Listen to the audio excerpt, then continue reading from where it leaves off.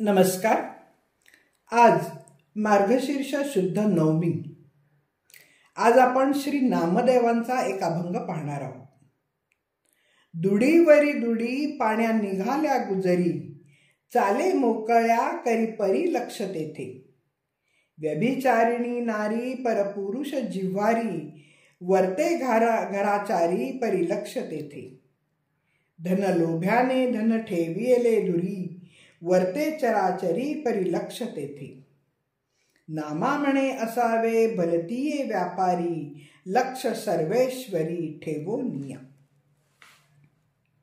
संत नामदेवांनी स्वतः प्रपंचाकडे पाठ फिरवून विठ्ठलाविषयीचे विलक्षण वेड लावून घेतलं होतं. त्याला हे देवपिसेच लागले होते. त्याला घरातील सर्वांनी विरोध केला.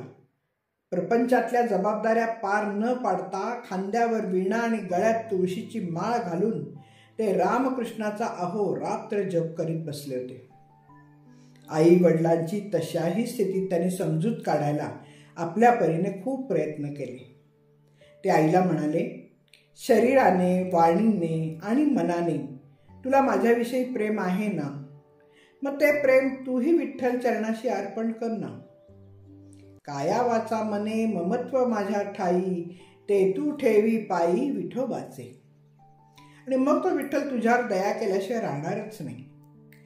असाच उपदेश नामदेव महाराज संसारिकांना सुद्धा करीत आहेत.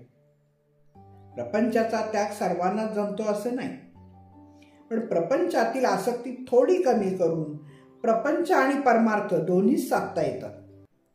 संसार करीत असताना, अनेक व्यवहार करीत असता परमेश्वराच्या नामाचे अनुसंधान सोडायचं नाही. त्यांनी संसारी जनांना दाखवलेला हा सन्मार्ग खरंच सर्व संसारी लोकांना उपयुक्त ठरणार आहे. नामदेव म्हणतात, घागरीवर घागर ठेवून गुजरबाई पाणवठ्यावरून पाणी घेऊन येते. तिच्याबरोबर तिच्या मैत्रिणी तशाच पाण्याच्या घागरी घेऊन परतत असतात. काम श्रमाचे, रस्ता अरुंद, पाय वाटेचा, पण मनाला विरंगुळा म्हणून मैत्रिणी बोलत चाललेल्या असतात. थट्टा मस्करी चाललेली असते. त्या मोठमोठ्यांना हसतही असतात, पण त्यांचे लक्ष घागरीच्या चवडीवर असते. घागर पडणार नाही, हिंदकळणार नाही याची काळजी त्या घेत असतात.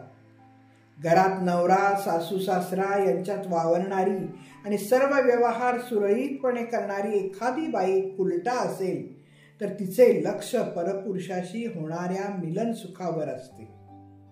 तिच्या ध्यानी मनी तो परपुरुषच असतो. शरीर आणि मन यांच्या व्यवहारात अंतर असते.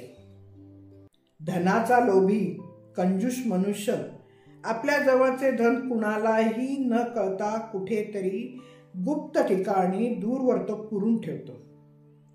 व्यवहारात सगळीकडे हिंडत फिरत असतो, तरी त्याचं लक्ष मात्र दूरवरून सुद्धा पुरून ठेवलेल्या आपल्या द्रव्यावर असतं. मुमुक्षेचेही तसंच असावं. रोजच व्यवहार करीत असूनही आपलं सर्व लक्ष त्या सर्वेश्वर परमेश्वराच्या चरणावर असावं.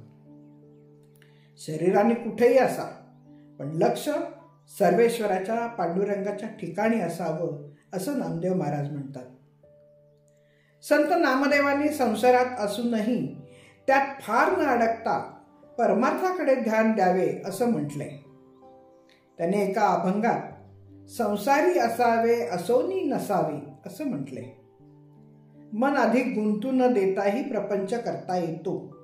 वनात न जाता, घरदार बायका मुले न सोडताही प्रपंच न सोडता परमार्थ करता येतो. सर्वेश्वराच्या चरणी चित्त राहू द्यावे म्हणजे झालं. मग प्रपंच परमार्थ रूपच होतो असा नामदेवांचा उपदेश आहे.